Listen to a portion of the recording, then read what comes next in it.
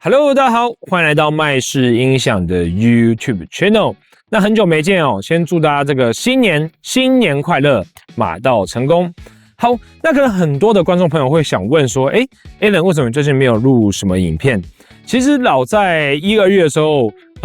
依照以往的惯例，我们就应该录一个今年三星、Sony、LG 他们的一个新品不管是发布会或者是 CES 展览，他们会提到一些未来这个影音产品的资讯嘛。但是因为最近真的是 AI 的这种趋势，整个都流行起来了，所以你看到这些厂商，他们不管在每一个展览里面，其实他们讲到这种影音产品的内容是。甚至家电产品都是越来越少，他们都在讲说，他们在 AI 上面有什么样的一个新的研究啊、新的方向啊，或者是他们某一些产品要如何去结合 AI。所以坦白说，今年除了三星它有提到，还有新的这个 Micro RGB LED，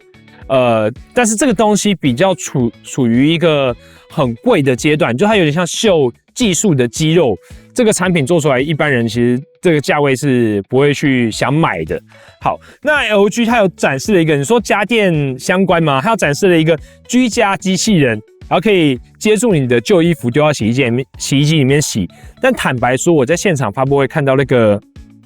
就是我看到那个发布会影片。LG 那个机器人，你真的要跟特斯拉的现在最新的那个机器人，或者是我们不要讲特斯拉，或跟大陆的那个宇树科技的机器人比，我觉得都还有一点差距。就第一个是它的 LG 的机器人是用履带式的下盘，然后它那个主持人要拿脏衣服给他的时候，你会觉得那个主持人衣服连抓跟放的时间点都非常的小心，而且他衣服放完之后，我觉得。主持人其实蛮担心说他那个 LG 的机器人会不会真的把它丢到洗衣机里面去，但我觉得整个流程来讲看起来就是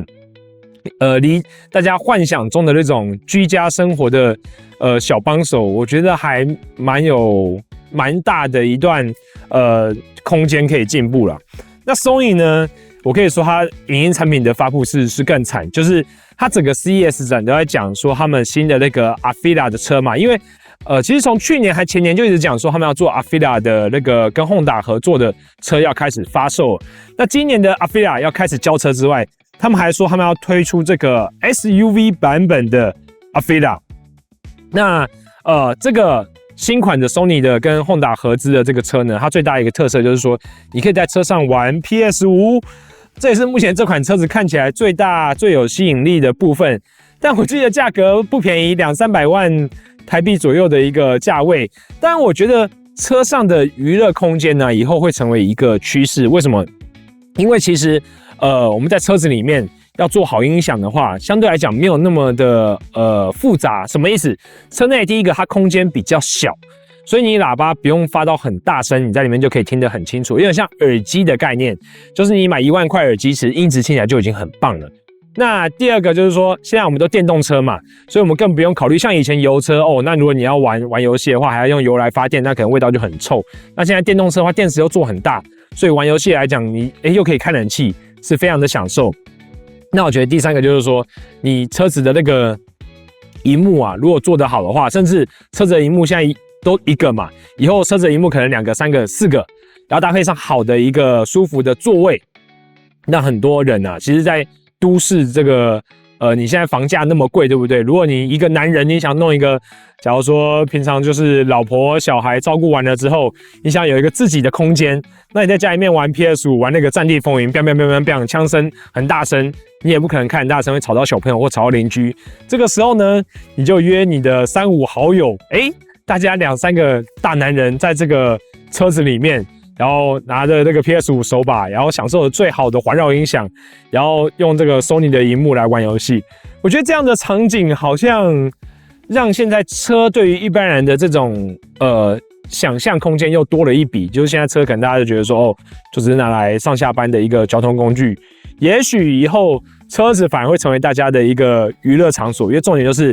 房子真的是太贵了，这样子很符合亚洲的一个生活情况，但我觉得对外国人来讲，也许这个就比较无聊一点了。这样好，那当然，我觉得影像产品现在也的确走到了一个比较尴尬的发展的地步，就是说它再往上提升亮度，消费者会买单吗？也许它能增加就只有说更大的尺寸、更便宜的价格，但是那这样代表着技术如果不提升，单纯只是降价的话，好像没有什么意思。但与此同时呢，我觉得声音产品却产生了完全不一样的战场，就是大家觉得说，那既然影像产品不能再进步了，那我们就在 soundbar 上面去做发力。那像以前呢 ，LG 他们家就做比较属于那种中低阶的一款产品，就是他们家的 soundbar。我觉得现在的这种趋势就是说，它可能看电影的效果是不错，但是听音乐都比较不行。但整体的价位来讲呢，都做的比较低，然后让你可以用比较优惠的2-3万的价格，你就可以拥有一套环绕的 soundbar 系统。而且呢，我觉得接下来几年的一个趋势，大家是会比较在这种有环绕的 soundbar 系统上。什么意思呢？我觉得现在单支 soundbar 的处境是真的越来越艰难了，因为毕竟你只有一支 soundbar， 好，假设你没有重低音，你也没有后环绕，其实很多客人，我觉得很多消费者说什么，我只要简单就好，但是大家真实听到好的后环绕声音的时候，就会开始想要说，我这一辈子都没有体验过环绕音响，那今天我花了5-6万块、7-8万块，也不是一笔小钱呢。那我都已经花了这么多钱，我还没有体验到环绕的效果，好像这辈子会有点遗憾。那其实 LG 跟三星呢，他们在这个2026年的新品发布会上面也讲说，其实呢，他们要在接下来的环绕soundbar系统上面要再去做更大的一个发力。好，我们首先呢，先来看下 LG 哦，我觉得 LG 今年比较震撼在于说，它要发布一款这个价位啊，整个要去挑战 Sony 目前 A9N2 的一款旗舰 soundbar。那它的这个 soundbar 本体也叫做 H7， 然后呢，它可以搭配2个这个应该说有2种大小的后环绕，分别叫 N5 跟 N7。那重低音呢，则是叫 W7。好，首先呢，这一套 soundbar 系统它非常有趣的是，它声称它是全球首款这个支援 Dolby Flex Connect 系统的一个 soundbar。什么意思呢？这个杜比的 Flex Connect， 它意思就是说，以往我们的其实要从以前那个杜比的环绕录音的音效开始，以前杜比音效制作的时候，它就针对每一个声道去制作。所以呢，它是怎么讲呢？你今天你摆7个喇叭在你身旁，但是这个电影呢只有5声道的一个音效，那实际上它播放起来效果就是没有，你等于说你的喇叭会有一部分会被浪费。但是呢，照最新世代这个杜比全景声的一个音效，其实它已经采用这种物件式的一个录音。什么意思呢？就是你想着今天有一个恐龙就沿着你前面，然后跑360度。那对这个杜比的晶片来讲，它就会自己去分配说，假如说今天你有放100支喇叭，那它就会分配说，现在是前方的第1支喇叭，接着第2支喇叭，第3支喇叭，第4支喇叭，以此类推去做即时的运算，让你放越多喇叭，就可以体验到越好的一个效果。好，所以呢，第一个呢 ，LG 这个旗舰soundbar它有一个不一样的意义在于说，它可以用上一般我们的环绕soundbar系统都只有2颗后环绕嘛，那 LG 它这款呢可以变成4颗的一个后环绕。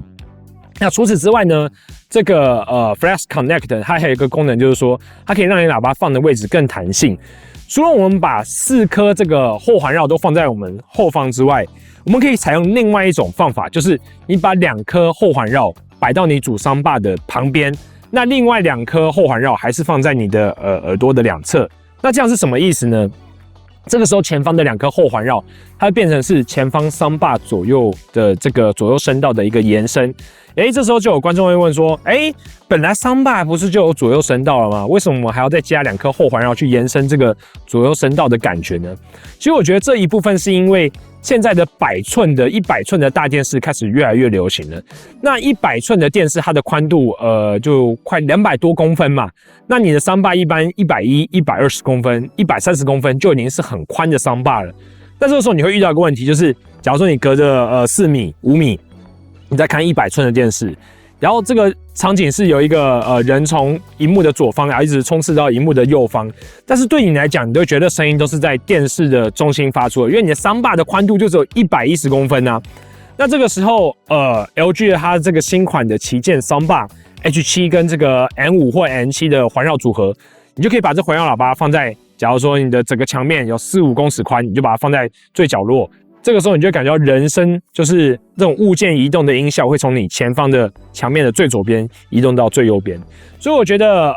LG 它新的这款旗舰 Soundbar 搭配这个 Dolby Flex Connect， 它有2种玩法，一种就是更强大的后环绕的包覆感。那第二种就是，如果你是搭配超级大的100寸的电视，你可以加强你整个左右声道的表现。那当然，原厂还有在提供，就是有讲说新的一种玩法，就是说它可以让 LG 的这个 OLED 电视当做中置声道，然后你只要去购买环绕喇叭就可以了。就你可以购买它原本是说你也可以购买1颗环绕喇叭或2颗环绕喇叭，就随意它都会有环绕的音效啦。但是当然，我看他们 CES 展览是摆4颗环绕喇叭，说这样的效果是不错的。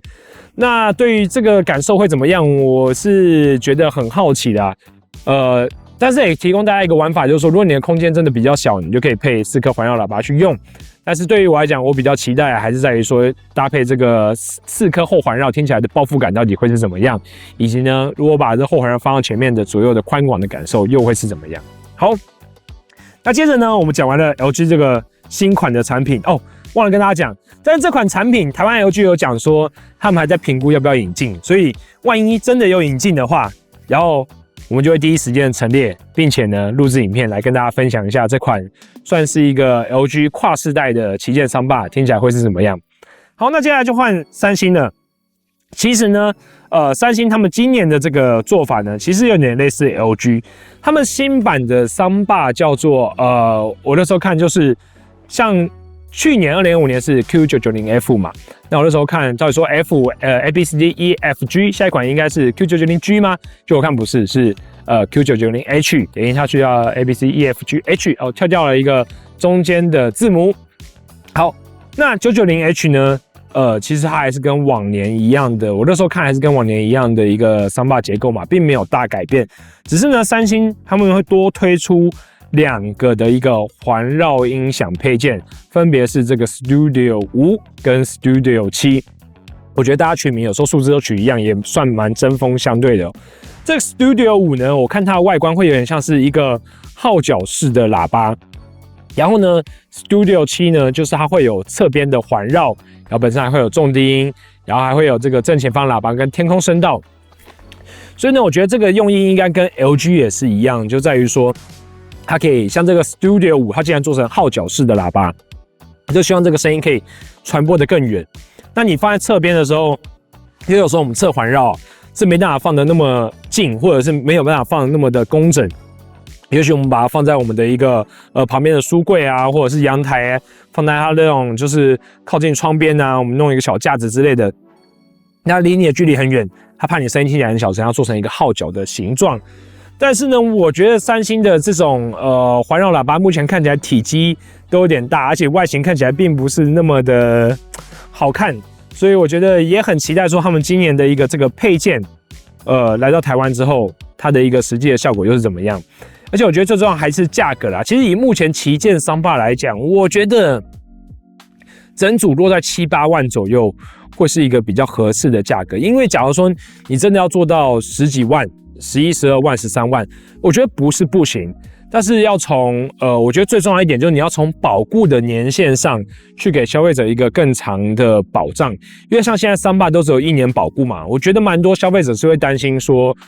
像7、8万可能大家就觉得是一个极限，再买到更贵10几万的Soundbar，大家就觉得说，如果你跟我讲说这个Soundbar就是1年保固，然后之后坏了就要整组换掉，或者是要花很大的价格维修。那他就觉得说，那我不如去买那种，